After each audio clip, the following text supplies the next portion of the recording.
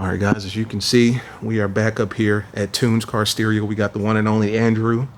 He's the magician, the mastermind, the custom everything, the security man, the stereo man. And when I say stereo, I mean stereo because that is what we are doing to the Hellcat today. So my Hellcat is out there, but this is a 84 Volkswagen Rabbit.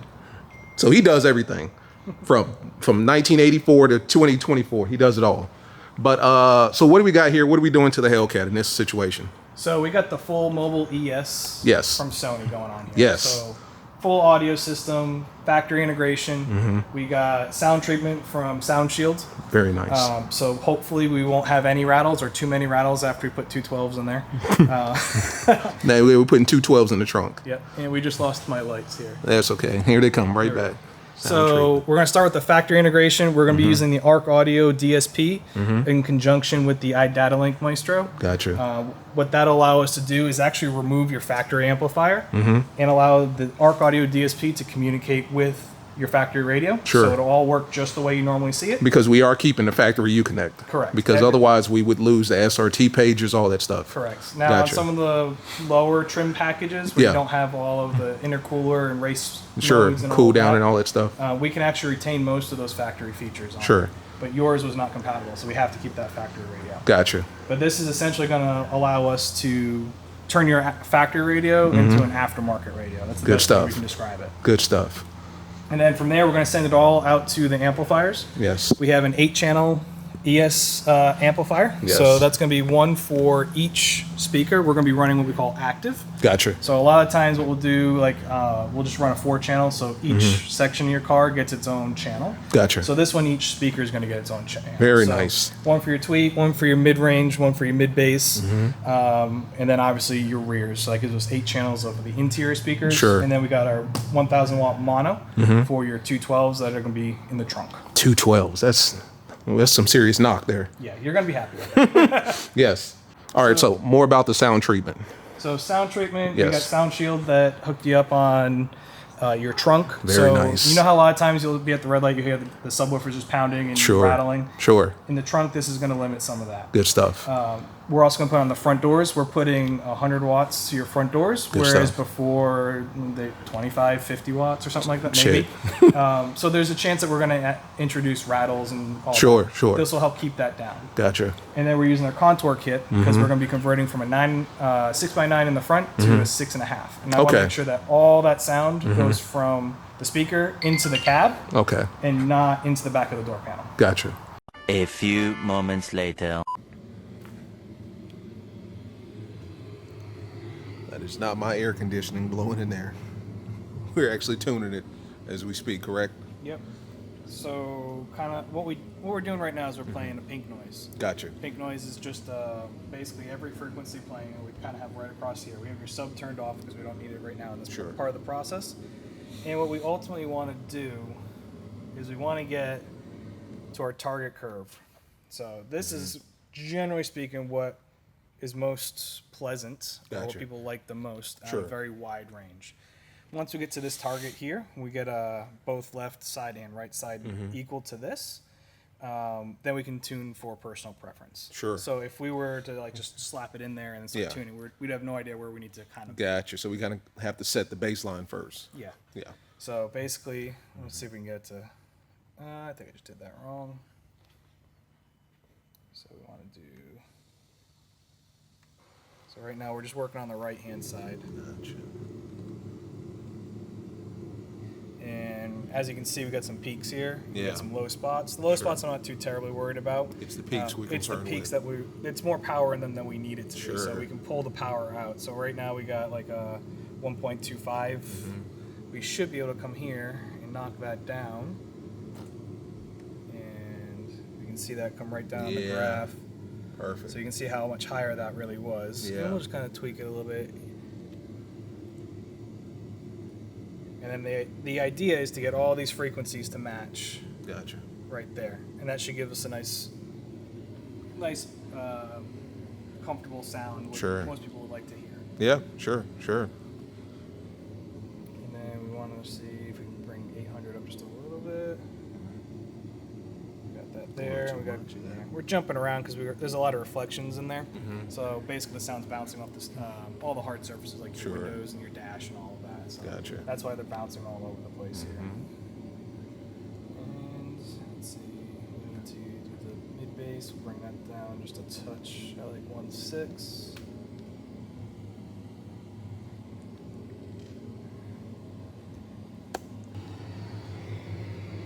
Should be able to see those tweeters there. Yeah, that's much better. Better angle.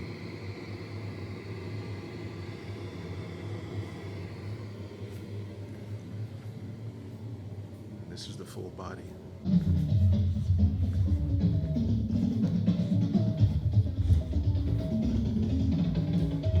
Listen to that. Listen to that bass.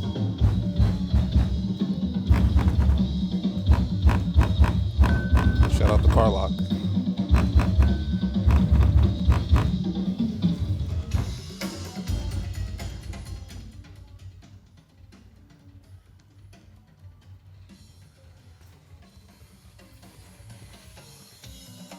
You know when you got the laptop going on, it's fast. I'm not quite there yet. I'm still doing some tuning here. Working on the backs right now. I like to do the. I did it on the computer. It sounded okay, and I'm trying to dial it in a little bit more. Sure. Hopefully, it's gonna save where I want it to this time.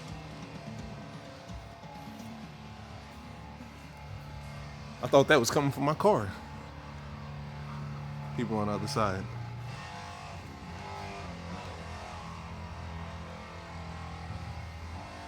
All right, guys, as you can see, we're up here, Tunes, Mobile Electronics. My Hellcat is back there. I hear some bass coming. Let's see what we got going on.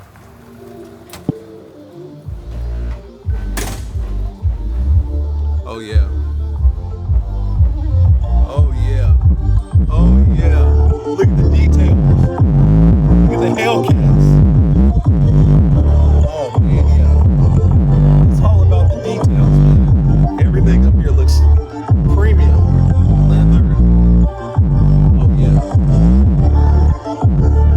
Look at the bass knocking. Oh, yeah. That's clean. Look at the lights, man. Look at the lights. There's a little Hellcat right there. See if I can get into it. Yeah. That's crazy. That is crazy. All green. You see we completely blacked out in here. And then we got the green pulse. That is clean. Oh yeah. Let it be bright. Let's see what the lights are looking like. Listen to that.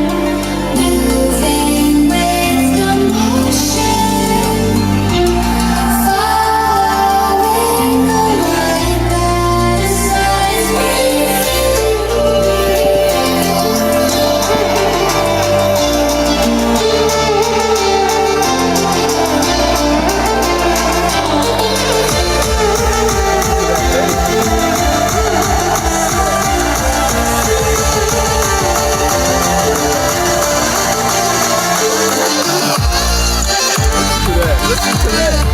That's surround sound, man. All the way around. Got the tweeters up here. Door speakers. In the rear. Oh yeah. Listen to that bass.